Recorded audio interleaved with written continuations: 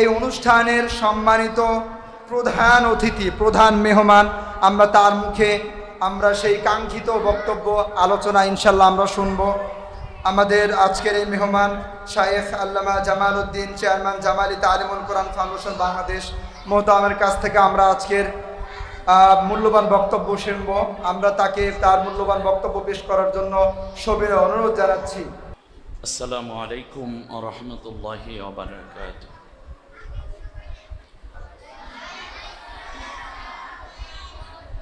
আলহামদুলিল্লাহ, আলহামদুলিল্লাহিল্লাযী হাদানা লিহাযা ওয়া মা কুন্না লিনাহতাদিয়া লাউলা আন হাদানাল্লাহ। ওয়াসসালাতু ওয়াসসালামু আলা রাসূলিল্লাহি মান লা নাবিয়্যা বা'দা ওয়া আলা আলিহি ওয়া আসহাবিহি আজমাইন ওয়াল্লাযীনা ইত্তাবা'আহুম বিইহসানিন ইলা ইয়াউমিদ্দিন।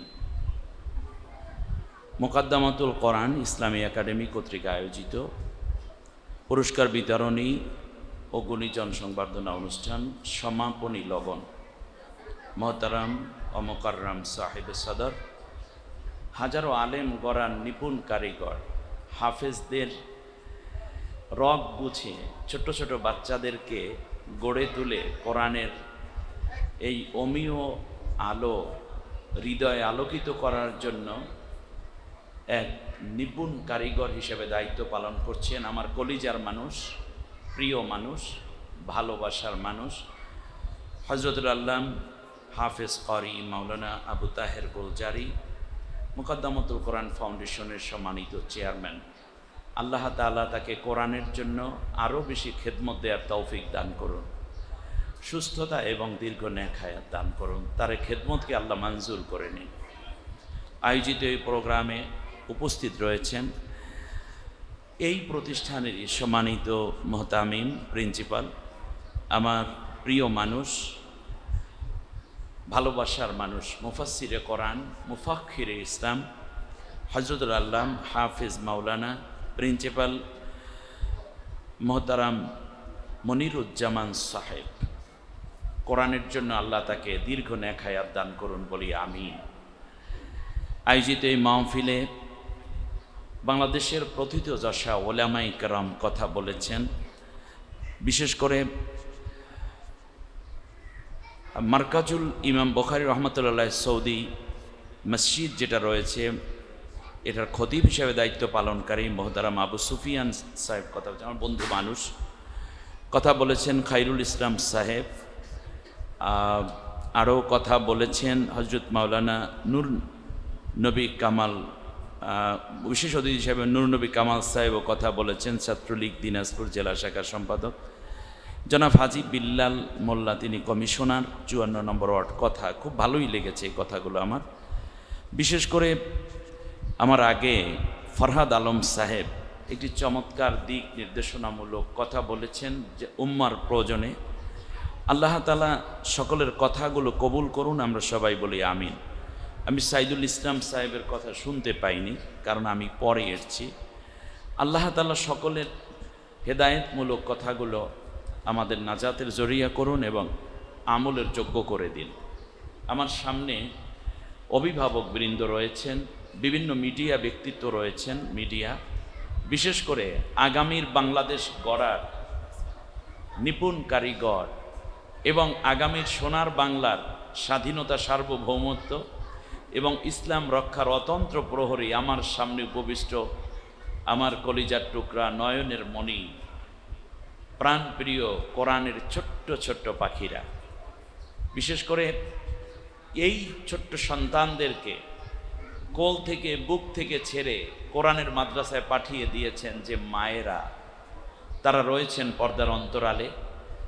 যখন বাচ্চা মা বলে কোলে উঠে এগালে ওগালে চুমু দিবে, খাওয়ার জন্য একটু বায়না ধরবে কিংবা একটু বাড়তি খাওয়ার জন্য মায়ের কাছে আবদার করবে, সেই মুহূর্তে বাচ্চাটাকে গেটে রেখে মাদ্রাসায় দিয়ে নিজে একা বাসায় চলে যাওয়াটা যে কত কষ্ট, এটা যে মা এই স্যাক্রিফাইসটুকু করতে পারেন কেবল ওই মাই বোঝেন। গেট দারোয়ান মাকেও ঢুকতে দিল না রুমের ভেতরে। মা এখানে হাত থেকে বাচ্চাটাকে গেটের ভিতরে দিচ্ছে, আর বলছে যাও ভেতরে চলে যাও। আর মা তাকিয়ে আছেন, সন্তানটা ব্যাগ কাঁধে বারবার পেছনের দিকে তাকায়। আর মা চোখ মুছতে মুছতে বাসায় চলে যায়। আল্লাহ, তোমার কোরআনের জন্য আমার ছোট্ট সোনামণি দিয়ে গেলাম, একদিন আমি কোরআনের হাফেজের মা হব, এই সৌভাগ্য তুমি আমাকে দান করে দিও। আমার মনে হয় মায়ের প্রতিদিনের এই কোরবানি আল্লাহ তাআলা মাকে একজন মহিয়সী নারীতেই পরিণত করবে। আল্লাহ যেন এই মাদেরকে উত্তম জাযায় এবং এই ধৈর্যের ফলস্বরূপ দুনিয়া এবং আখেরাতে কল্যাণ দানের মাধ্যমে ধন্য হওয়ার তৌফিক করে দেন। বাবাদের রক্ত পানি করা টাকা দিয়ে দিয়ে এই সন্তানগুলোকে একটি আবেগ নিয়ে সন্তানের পেছনে দাঁড়িয়ে যদি নামাজ পড়তে পারি, আমার সন্তান আমার ইমাম হয়ে নামাজ পড়াবে এবং আমার সন্তান আমার জানাজা দিবে, এই আবেগ নিয়ে বাবা কাজ করেন। সব মিলে আজকের প্রোগ্রামটা আমার কাছে একটি জান্নাতি পরিবেশে পরিণত হয়েছে। আল্লাহ শুকরিয়া আদায় করছি সবাইকে নিয়ে, যেন আল্লাহ তাআলা বারবার এরকম পরিবেশ তৈরি করে আরও বেশি করে হাজির হওয়ার তৌফিক দান করেন, বলি আমিন। আমি বেশি কথা বলার লোক না, একেবারে সংক্ষেপে বলি। তোমাদেরকে একটা জিনিস দেখাই, আমি ছোটদের উদ্দেশ্যে কথা বলছি। এখানে আমার হাতে তো ওই রকম কোনো জিনিস নাই, দেখি তো একটু ওই একটা টিস্যু পেপার দেন। হ্যাঁ, এটা দিয়ে দেখালেই হবে। তোমরা রেডি আছো তো নাকি? এখন একটা ম্যাজিকের মতো একটা জিনিস আমি দেখাই তোমাদেরকে। আমার হাতে এটার নাম কি? টিস্যু পেপার না। এটাকে আমি যদি একেবারে এভাবে পাকিয়ে ফেলি তাহলে একটু রশির মতো হবে কি না? মনে করো এই একটা রশি, তাই না? এরকম একটা রশি হতে পারে না? এটার নাম এখন কি আছে বলো? রশি। টিস্যুটা কি হয়ে গেল? রশি হয়ে গেল। ব্যাস, আল্লাহ তাআলার একটা রশি আছে। এই রশিটা এক প্রান্ত আল্লাহর হাতে, আর এক প্রান্ত এই উপরের সাইডটা আল্লাহর হাতে, নিচের সাইডটা আল্লাহ দুনিয়ায় ফেলেছেন। এই রশিটার নাম হচ্ছে কোরআন। রশিটার নাম কি? কোরআন। এটাকে আরবিতে বলা হয় হাবলুল্লাহ। এটাকে আরবিতে কি বলে? হাবলুল্লাহ। এখন আল্লাহ তাআলা আমাদেরকে বলছেন ওয়াতাসিমু বিহাবলিল্লাহি জামিআ ওয়ালা তাফাররাকু। আমি আল্লাহ যে একটা রশি দিলাম, ফেললাম, এই রশিটা তোমরা সবাই ঐক্যবদ্ধভাবে শক্ত করে ধারণ করবা, কেউ পরস্পরে বিচ্ছিন্ন হবা না। সুবহানাল্লাহ। তাহলে এখানে দুইটা নির্দেশ। দেখি তো এখানে অনেকে মেধা তালিকায় ভালো পুরস্কার নিয়েছে, আমি কিন্তু ফাঁকে ফাঁকে কোশ্চেন করব। আমার বক্তব্য দিয়েই আমি কোশ্চেন করব, মন দিয়ে শুনতে হবে। যে ভালো আনসার করতে পারবা, আমি দোয়া শুধু করব না, সাথে সাথে পুরস্কার দেব। বলো তো দেখি, আল্লাহ তাআলা এখানে দুইটা কথা বলেছেন। এক নম্বরে বলেছেন শক্ত করে এটাকে ধরতে, আর দ্বিতীয় কি বলেছেন বলো দেখি? বিচ্ছিন্ন হবে না। তাহলে কয়টা নির্দেশ? একটা পজিটিভ নির্দেশ আর একটা নেগেটিভ নির্দেশ। ওয়াতাসিমু বিহাবলিল্লাহি জামিআ, সবাই ঐক্যবদ্ধভাবে ধরো, এটা পজিটিভ একটা অর্ডার। ধরো, শক্ত করে ধরো, ঐক্যবদ্ধভাবে ধরো। আর নেগেটিভ আর একটা অর্ডার আছে, সেটা হচ্ছে ওয়ালা তাফাররাকু, পরস্পরে বিচ্ছিন্ন হবে না। একটা হচ্ছে ফার্স আর একটা হচ্ছে হারাম। ভালো করে বলো তো কি বলেছি? একটা হচ্ছে কি ফরজ। এখন তোমাদের কাছে জিজ্ঞেস করা সেটা হচ্ছে, বলো তো দেখি এখানে ফরজ কোনটা হতে পারে? শক্ত করে ধরো, এইটা কি ফরজ। আর ওয়ালা তাফাররাকু, এটা কি হবে? হালাল না হারাম? তাহলে বিচ্ছিন্ন হয়ে যাওয়াটা হারাম আর শক্ত করে ধরাটা ফরজ। অতএব যারা কোরআনকে শক্ত করে ধরেনি, নিজের জীবনে ধারণ করেনি, ব্যক্তি, পরিবার, সমাজ, রাষ্ট্র, অর্থনীতি, সমাজনীতি, রাজনীতি, পরিবার, শিক্ষানীতি, আন্তর্জাতিক নীতিতে যারা কোরআনকে ধারণ করে নাই, তারা ফরজ তরক করেছে। আর যারা এইটার মধ্যে ঐক্যবদ্ধ না থেকে বিচ্ছিন্নতাবাদী হয়েছে, তারা হারাম কাজে লিপ্ত আছে।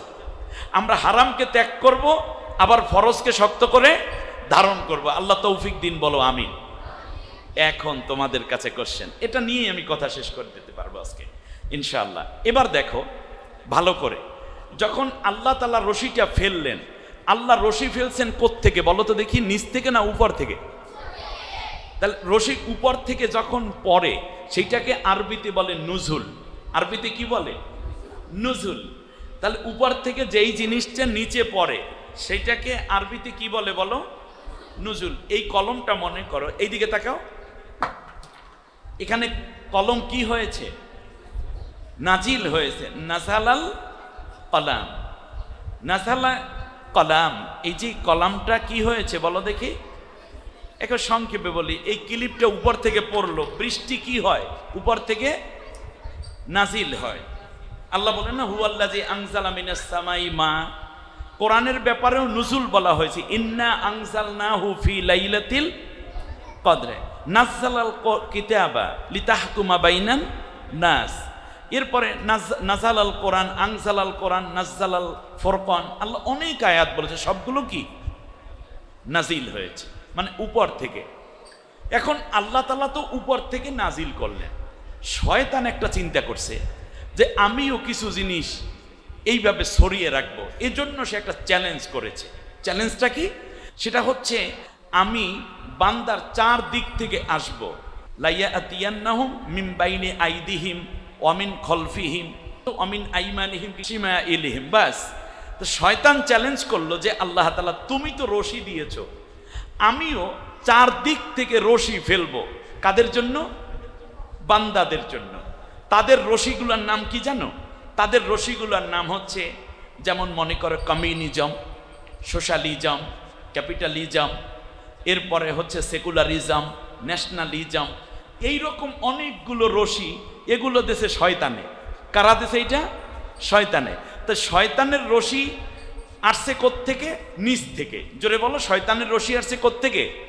নিচ থেকে। আর আল্লাহর রশি আসছে কোত্থেকে? উপর থেকে। এখানে মজার একটা ব্যাপার আছে, জান্নাত থাকে কোথায় তোমরা বলো তো দেখি? নিচে না উপরে? রাইট। আমরা যেতে চাই কোথায়? উপরে। তাই জান্নাতে যেতে হলে কোন রশি ধরতে হবে? উপরে টেনে যেইটা নিতে পারে। তাহলে উপরে টানার রশির নাম কি? কোরআন। এই জন্য আল্লাহ রব্বুল আলামিন বলছেন ফাকাদ ইসতামসাকা বিল উরওয়াতিল উতকা লাং ফিসাম আলাহা। যারা আমার এই রশিটা ধরবে তারা আমার হাতে হাত দিল, অতএব আমার হাত থেকে আমার কোনো বান্দাকে কেউ ছুটাইয়া নিতে পারবে না। এখন শয়তানের রশি চারদিকে ছড়ানো। শয়তানের রশি উপরে টানে না নিচে টানে? এই জন্য শয়তান বলছে ডান দিক থেকে, বাম দিক থেকে, সামনে থেকে, পেছনে থেকে। আর জাহান্নাম কোন দিকে বলো তো দেখি? নিচে। ওইটাকে বলে সিজ্জিন। আর জান্নাত কোথায়? উপরে। ওইটার নাম কি? ইল্লিন। তাহলে নেককার বান্দারা যাবে জান্নাতে, তাহলে তাদের কোন রশি ধরতে হবে? উপরে। তাই আল্লাহর কোরআন ধরলে আমাদেরকে আল্লাহ নিয়ে যাবেন কোথায়? তাই তোমরা কোন রশি ধরেছো বলো তো দেখি? সেই রশির নাম কি? এখন তোমাদেরকে শয়তানে কিন্তু মাঝে মাঝে টানবে, কোমরের সাথে শয়তানে একটু লাগাইবে রশি। মাদ্রাসায় যাওয়ার দরকার নাই, একটু ঠ্যাঙ্গের সাথে একটা রশি লাগাইয়া বলবে তুমি কোরআনটা পড়ার দরকার নাই, 2 দিন মাত্র ফাঁকি দে, তোর তো শরীরটা খারাপ, তুই বোঝো না? এত গরম, এর মধ্যে কি পড়া চলতে পারে? ওস্তাদ তোরে না একটা ধমক দিছিল, কোনো দরকার নাই, এ পড়া হইবে কি? এইরকম বাজে কথা বলে তোমাদেরকে কিন্তু টানতেছে শয়তানে। মাঝে মাঝে আলাপ পাও কিনা? কথা বলে না। মাঝে মাঝে এরকম টের পাও? অবশ্যই পাও। তাহলে এইরকম শয়তান টানতেছে, বিশ্ব মানব জাতিকেই টানতেছে শয়তান নিচের দিকে। আর আল্লাহ তাআলা বলছেন শক্ত করে আমার রশি ধরো, আমি নিয়ে যাব কোথায়? উপরে। বলতে কোথায়? জান্নাতে। যারা জান্নাতে যেতে চায় তারা কার রশি ধরবে? আল্লাহ তাআলার রশি ধরবে। এখন থেকে কোরআনটাকে শক্ত করে ধরতে হবে। তোমরা সবাই রাজি কিনা সেইটা বলো। এই শক্ত করে ধরা মানে রেগুলার ক্লাসে আসতে হবে, ওস্তাদের কথা শুনতে হবে, এবং এই কোরআন অর্থসহ পড়ে বুঝে আলেম হয়ে একদিন জান্নাতে হতে হবে। আল্লাহ কবুল করুন, সবাইকে বলো আমিন। তাহলে জান্নাতে যেতে হলে কোন রশি ধরতে হবে? এই রশি ধরতে কে কে রাজি? একটু হাত উঁচু করে আল্লাহকে দেখাও। মাশাআল্লাহ, আমিও রাজি। আর এই রশির সাথেই আছে। আল্লাহ সবাইকে কবুল করুন, বলি আমিন। সবাই বলো আমিন। কথায় একটা শেষ। দ্বিতীয় কথা সেটা হচ্ছে এই যে কোরআন, দেখি তো একটু বোতলটা দেন তো, পানির বোতলটা। আমার জন্য না, এটার মধ্যে কি আছে বলো দেখি? পানি। তুমি প্রচন্ড পিপাসর্ত, তাই না? এখন তুমি যদি শুধু বলো পানি পানি পানি, এই পানি কাগজে লিখে যদি মুখের মধ্যে তোমার কি জিহ্বা শুকাবে আরো, নাকি জিহ্বা শীতল হবে, আরো শুকাবে, পানির পিপাসা কমবে না আরো বাড়বে। তো এই যে পানি বলছো ওইটা পানি নাকি এই যে এটার ভেতরে যা আছে পানি কোনটা? যেটা বলছো সেইটা পানি নাকি যেটা পান করছি এইটা পানি? ওইটা হলো পানির নাম, ওইটা কি পানির নাম, আর এইটা হলো পানি। এখন একটা মজার ব্যাপার আছে, মনে করো পানির এই বোতলটা তুমি খুললে না, কিন্তু এটার চারিপাশ দিয়ে খালি জিব্বা দিয়ে চারটা পানি, পানি, ঠান্ডা পানি, কি কাজ হবে? কোনো জিব্বায় দিলে কাজ হবে, তাই না? ডিহাইড্রেশন থেকে তুমি সেফ থাকবা। ঠিক তেমনই যে কোরআন তুমি মুখস্থ করছো, এই কোরআনের আয়াতগুলো যদি তুমি না বুঝতে পারো, যদি তুমি এর মাহারাত না বুঝতে পারো, এর দাবি যদি না বুঝতে পারো, এর মাউজু যদি না জানো, এর আমলিয়াত যদি তোমার ভিতরে আমার ভিতরে না আসে, তাহলে ওই যে পানি পানি করতে করতে শেষ হয়ে যাচ্ছে, কিন্তু জিব্বায় এক ফোঁটাও পড়ছে না, মধু মধু করতে করতে শেষ হয়ে যাচ্ছে, এক ফোঁটা মধুর স্বাদ পায় না। ঠিক তেমনই যারা শুধুমাত্র হাফেজ হয়ে গেছে কিন্তু আলেম হতে পারেনি অথবা কোরআন না বুঝে পড়েছে, তাদের অবস্থা ওই রকমই হয়ে আছে। অতএব আজকে আমি একটা রিপোর্ট এবং হতাশা আবার আশাও বলবো। একটু আগে আমাদের প্রিন্সিপাল, আমাদের মাদ্রাসার মহতারাম প্রতিষ্ঠাতা আমার ভাইয়ের সাথে কথা বলতেছিলাম যে কি করা যায়। তিনি বললেন যে আমার টার্গেট এটাই যে অর্থসহ কোরআন পড়া। আমার মনে হয় বিশ্বে একটি মাত্র কেতাব যাকে সবচেয়ে বেশি মাজলুম করা হয়েছে, বুঝে কিংবা না বুঝে, যে এটাকে আমরা শুধুমাত্র মুখস্থ করি কিন্তু বুঝি না, একটা মাত্র কেতাব। আরে ভাই, শুধু কোরআন তো সওয়াব দিতে আসে নাই, কোরআন তো এসেছে লিতাহকুমা বাইনান নাসি বিমা আরাকাল্লাহ লিতুখরিজান নাসা মিনাজ যুলুমাতি ইলান নূর হিদায়াতিল আলামিন। এই সব কথাগুলো অর্থাৎ মানুষকে অন্ধকার থেকে আলোর দিকে নিয়ে আসবে। বাংলাদেশে 7 লাখের উপরে কোরআনে হাফেজ আছে, আলহামদুলিল্লাহ। বড় আপনাদের কাছে লেটেস্ট একটা হিসাব দেই আমি, সেটা হচ্ছে বর্তমানে বিশ্বের সর্বমোট প্রায় নিয়ারেবল 7 কোটি কোরআনে হাফেজ আছে। কত? 7 কোটি। বাংলাদেশে 7 লাখের উপরে কোরআনের হাফেজ আছে, 7 লাখের উপরে।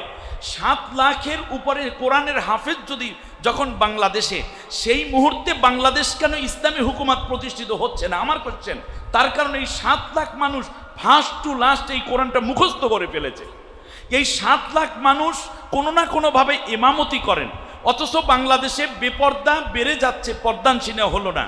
বাংলাদেশে মাদকের সয়লাভ বয়ে যাচ্ছে, মাদক মুক্ত হলো না। অথচ আমরা প্রতি বছর তারাবিতে আলিফ লাম মিম থেকে নিয়ে মিনাল জিন্নাতি ওয়ান নাস পর্যন্ত অর্থ মানে আমরা তারাবির নামাজে পড়ে ফেলি।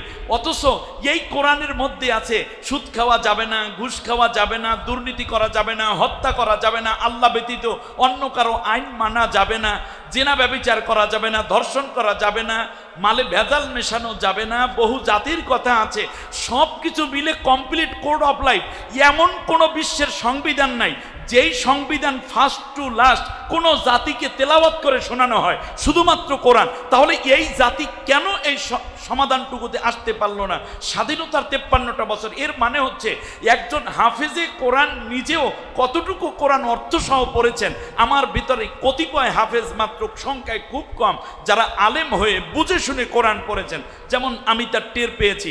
কিন্তু সামগ্রিকভাবে যদি অর্থসহ কোরআনটা পড়তেন এই 7 লক্ষ কোরআনে হাফেজ, আর যদি 7 কোটি মানুষকে অর্থসহ বোঝানো যাইতো, তাহলে বাংলাদেশে বহুত আগে আল্লাহর কোরআনের বিপ্লব হয়ে যেত।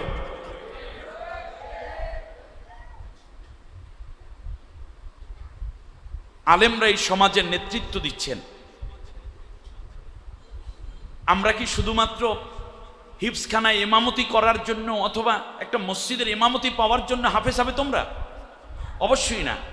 আজকে একজন হাফেজ হচ্ছে 1000 টাকার একটা নোটের মতো। রিক্সায় চড়ছে, ভাড়া 10 টাকা। যদি জিজ্ঞেস করে স্যার ভাড়া কত, যদি জিজ্ঞেস করে এই রিক্সা ভাড়া কত, জি স্যার 20 টাকা, এই এখান থেকে ওই জায়গায় নিয়ে যাবে, 1000 টাকার নোট দেখায়। আচ্ছা, গাড়িতে উঠছে, ভাড়া 10 টাকা, 1000 টাকার নোট, মাছ কিনছে 30 টাকা 1000 টাকার নোট, জামা কিনছে 200 টাকা 1000 টাকার নোট, পান কিনছে একটা 5 টাকা 1000 টাকার নোট। আলিফ লাম মিম জালিকাল কিতাবু পুরো আয়াত হয়েছে।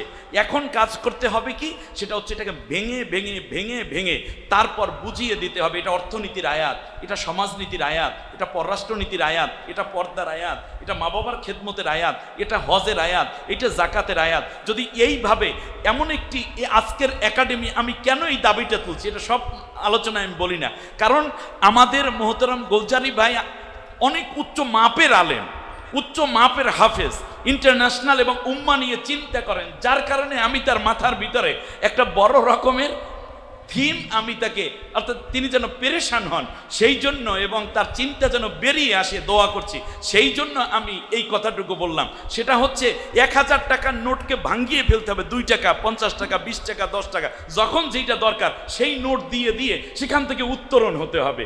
অর্থাৎ পুরো কোরআনকে আস্তে আস্তে আমরা যেমন তানজিল হয়েছে, যেমন নাজ্জালা তানজিল আস্তে আস্তে করে যেমন নাজিল হয়েছে, বুঝে বুঝে সময় এবং প্রয়োজনে আমরা যেন সেইভাবে জাতির সামনে এই বিষয়গুলো দিতে পারি।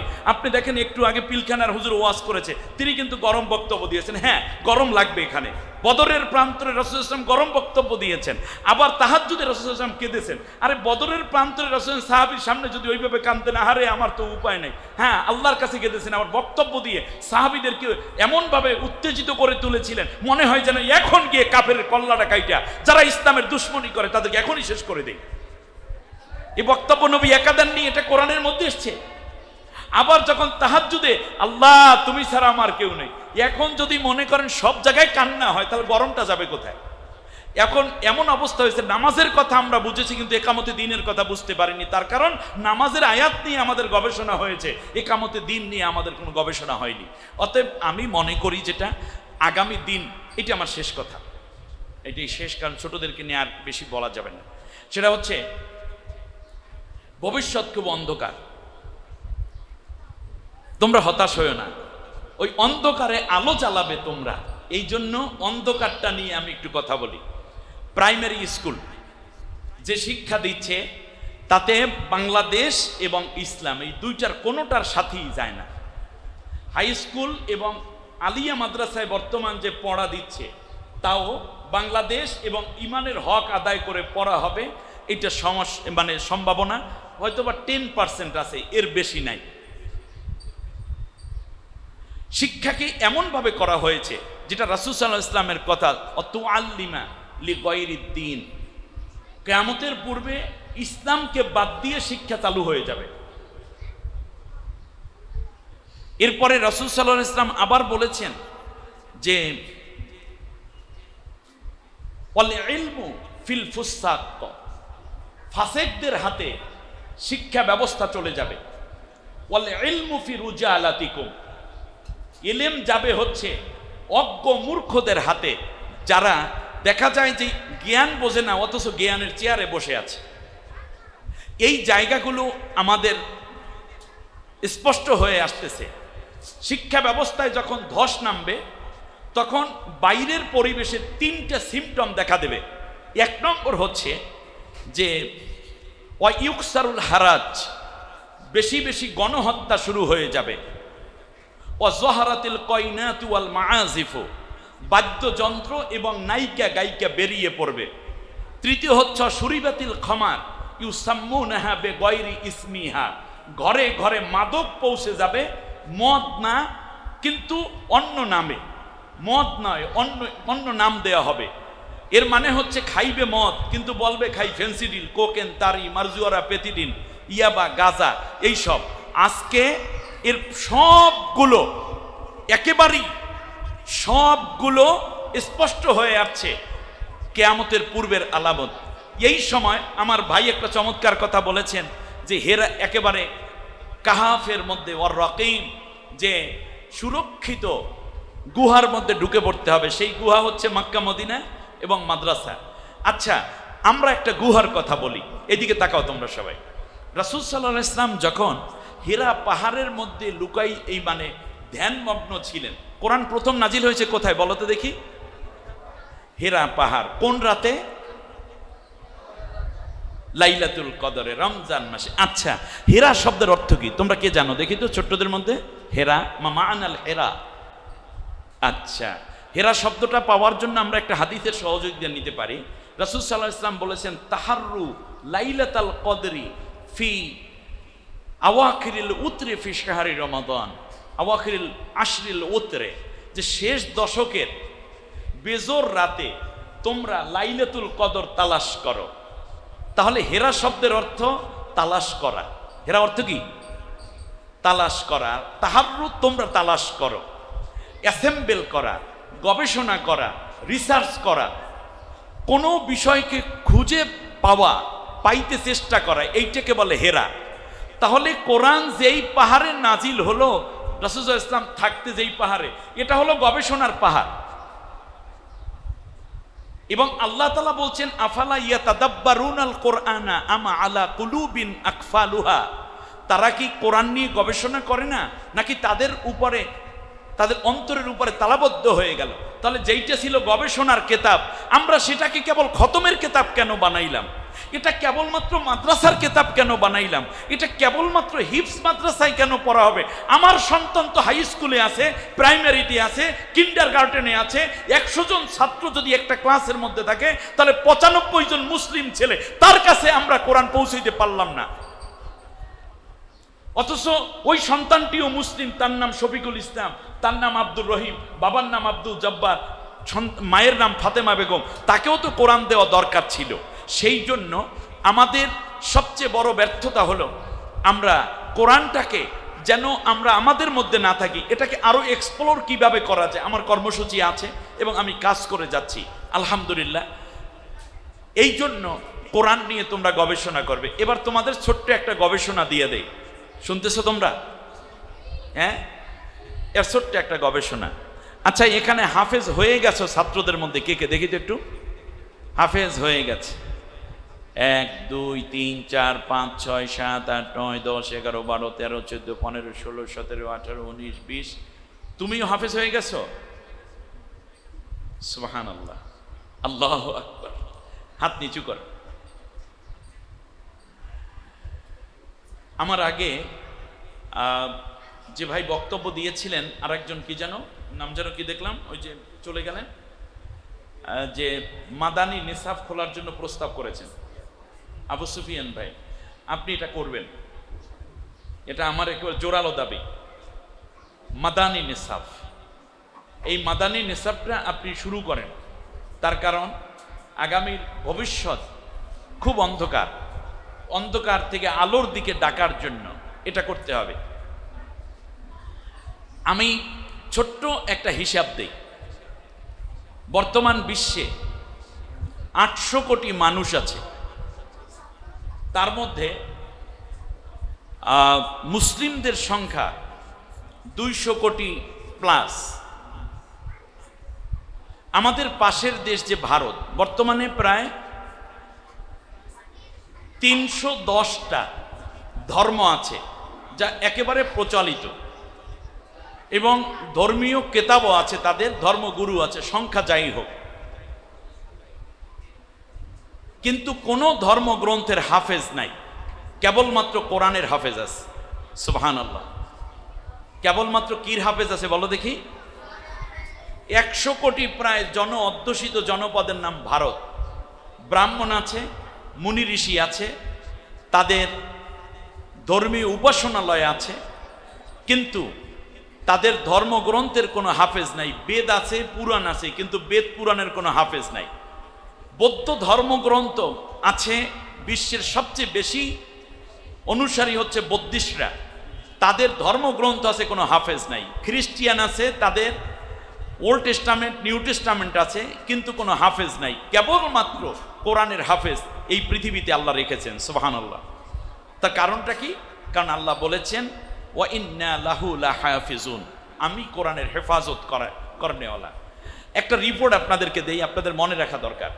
বর্তমান বিশ্বে প্রায় 7 কোটি, নিয়ারেবল 7 কোটি কোরআনে হাফেজ আছে। বিশ্বের কাফেরেরা যদি চায় যে কোরআনগুলোকে তারা কোনো ক্রমে বাজেয়াপ্ত করে দিবে মুসলমানদের কাছ থেকে, তাহলে জীবন্ত কোরআন আছে 7 কোটি। সুবহানাল্লাহ। 7 কোটি।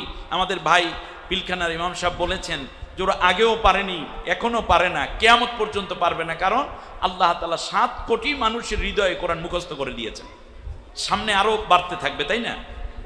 তো সেই জায়গা থেকে এই হাফেজদেরকে কিভাবে শক্তিশালী করতে হয় এই দৃষ্টিভঙ্গিটা বলে আমি শেষ করছি। কয়দিন, মাত্র 2 বছর, এই 2.5 বছরের মতো হলো, একটি নতুন ইসলামী দেশ স্বাধীন হয়েছে মুসলমানদের নেতৃত্বে, গোটা বিশ্বের পরাশক্তি মোকাবেলা করে। এই দেশটার নাম কি? হ্যাঁ, তোমরা সবাই ছোটরা বলো তো দেখি, রাষ্ট্রটার নাম জানা আছে? আফগানিস্তান। আফগানিস্তানে 101 সদস্য বিশিষ্ট একটি শুরা গঠিত আছে। একটা শুরা আছে, শুরার ভিত্তিতে তাদের রাষ্ট্রটা চলে। এদের সদস্য সংখ্যা কত? 101 জন। এই 101 জন সবাই কোরআনে হাফেজ। একটু সুবহানাল্লাহ বললে ভালো হতো না? আলহামদুলিল্লাহ বললে ভালো হতো না? এই 101 জন কোরআনে হাফেজ এবং 101 জনই প্রত্যেকে বড় মাপের এক একজন মুহাদ্দিস। তার কারণ ইসলামী রাষ্ট্র চালাতে হলে আলেমদেরকে লাগবে, কোরআন বুঝনেওয়ালা লাগবে। আমেরিকা যখন পরাজিত হয়ে চলে যাচ্ছে, তখন জো বাইডেন বলেছিল গণতান্ত্রিকভাবে রাষ্ট্র চালাতে হবে। তখন তাদের একজন বলেছিলেন, তালেবানদের নেতা বলেছেন যে আমরা গণতন্ত্র প্রতিষ্ঠা করার জন্য কিন্তু রক্ত এবং যুদ্ধ দিয়ে রক্ত দেইনি, জীবন দেইনি, বরং আমরা ইসলামী হুকুমত প্রতিষ্ঠার জন্য জীবন দিয়েছি। সুবহানাল্লাহ। হ্যাঁ, অর্থাৎ তাদের একটি খেলাফত প্রতিষ্ঠার পুরোপুরি সিস্টেম। আমি মনে করি আগামীর বাংলাদেশ, বর্তমান বাংলাদেশের যে নৈতিক অবস্থা চলে যাচ্ছে, স্ট্যানলি হোল একজন খ্রিস্টিয়ান দার্শনিক, তিনি বলেছেন, if you teach your children the 3 years reading, writing and arithmetic and you leave the 4th religion, you will get the 5th rascality. তুমি যদি তোমার সন্তানকে 3টা আর শেখাও, পড়া, লেখা এবং গণিত বিদ্যা, কিন্তু যদি তুমি তাদেরকে 4th আর ইসলাম শিক্ষা না দাও, অর্থাৎ ধর্মীয় শিক্ষা না দাও, তাহলে তুমি 5ম আর পাবে, তার নাম হচ্ছে বদমাইশি। আজকে মনে হচ্ছে শিক্ষা ব্যবস্থার নামে যা হচ্ছে তার বিপরীতে তোমরাই আমাদের ভবিষ্যতের আশার স্থল। আর আগামী দিনে বাংলাদেশের স্বাধীনতা, সার্বভৌমত্ব এবং ইসলাম রক্ষায় তোমাদেরকে নেতৃত্ব দিতে হবে। ইসলাম প্রচার প্রসার এবং প্রতিষ্ঠায় তোমাদেরকেই অগ্রণী ভূমিকা পালন করতে হবে। আমরা দোয়া করছি এবং আমাদের চেষ্টা যাতে করে তোমরা যেন একটি শিক্ষার উন্নত গাইডলাইন পেতে পারো। আমি মনে করি মোকাদ্দামাতুল কোরআন একাডেমি তার মহান লক্ষ্য উদ্দেশ্য সামনে রেখে সেই দিকে এগিয়ে যাচ্ছে। প্রিয় অভিভাবকদেরকে আমি স্বাগত জানাচ্ছি আপনার সন্তানকে এই প্রতিষ্ঠানে দেওয়ার কারণে। আরও অনেক প্রতিষ্ঠান আছে, কিন্তু মোকাদ্দামাতুল কোরআনের একটি বিশেষ বৈশিষ্ট্য হচ্ছে সে আন্তর্জাতিক স্ট্যান্ডার্ডকে লক্ষ্য করে আপনার সন্তানকে গড়ে দিচ্ছে। ঠিক তার পাশাপাশি বিশ্বে যেন মাথা উঁচু করে ইসলামের শ্রেষ্ঠত্ব অর্জন করতে পারে, সেই জ্ঞানবান হওয়ার জন্য সন্তানকে তারা লালন করে থাকে। আমার দুর্ভাগ্য যে আমার বাসা অনেক দূরে, কাছাকাছি বাসা থাকলে আমার ছেলে মেয়েকেও আমি মোকাদ্দামাতুল কোরআনেই পড়াতাম। আল্লাহ রব্বুল আলামিন কবুল করুন এবং মোকাদ্দামাতুল কোরআনের এই খেদমতকে আল্লাহ কবুল করুন। আমরা প্রত্যেকটা ঘরকে কোরআনের ঘর বানিয়ে ফেলতে হবে, আর না হলে আমাদের উপায় থাকবে না। তাআল্লাম কিতাব আল্লাহে ওয়াত্তাবি মা ফিহে, নবীজি যেই নসিহা আমাদেরকে দিয়েছেন, বেশি বেশি করে কোরআনের তালিম, কোরআন স্টাডি, কোরআনের দার্স ঘরে ঘরে চালু করতে হবে। কারণ আল্লাহর অর্ডার হচ্ছে ওয়াজকুরনা মা ইউতলা ফি বুয়ুতিকুন্না মিন আয়াতিল্লাহি ওয়াল হিকমা, বেশি বেশি করে তোমাদের ঘরগুলোকে আল্লাহ তাআলার হিকমতপূর্ণ আয়াত এবং জ্ঞান বিজ্ঞানপূর্ণ বিভিন্ন নির্দেশনাবলী যা আমি দিয়েছি এগুলো দিয়ে সবসময় ভরপুর করে রাখো। আল্লাহ আমাদের ঘরে ঘরে, প্রতিটি জনপদে জনপদে, দেশের এবং জাতির প্রতিটি জায়গায় যেন আমরা কোরআনের আওয়াজকে বুলন্দ করতে পারি, সেজন্য মোকাদ্দামাতুল কোরআনকে আল্লাহ তাআলা কবুল করুন। আরও বেশি করে ভূমিকায় অবতীর্ণ হয়ে যেন আল্লাহ তাআলা এই জাতির হেফাজত, স্বাধীনতা, সার্বভৌমত্ব রক্ষায় অগ্রণী ভূমিকা পালন করে দুনিয়ায় শান্তি এবং আখিরাতে আমরা যেন সবাই জান্নাতি হতে পারি, এ তৌফিক কামনা করে বিশেষ করে আমাদের প্রিন্সিপাল হুজুর এবং মাদ্রাসার মোহতামা সম্মানিত প্রতিষ্ঠাতা আমাদের আবু তহের সাহেব এবং আমাদের মুনিরুজ্জামান সাহেব সহ আসাতিজায়ে কেরাম এবং পরিচালনা পর্ষদের প্রতি আবারও কৃতজ্ঞতা এবং শুকরিয়া জ্ঞাপন করে সকলের প্রতি আন্তরিক ধন্যবাদ রেখে আমি আমার কথা শেষ করছি। ওমা তৌফিক ইল্লা বিল্লাহ। আসসালামু আলাইকুম ওয়া রাহমাতুল্লাহ।